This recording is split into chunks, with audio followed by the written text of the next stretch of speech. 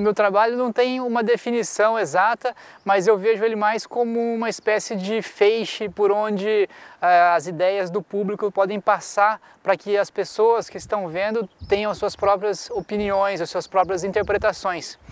Então é um trabalho aberto. Acho que a escultura se coloca como uma espécie de objeto enigmático diante do público, porque ao mesmo tempo que ela traz uma familiaridade do que se vê, ela não é exatamente aquilo que se pretende.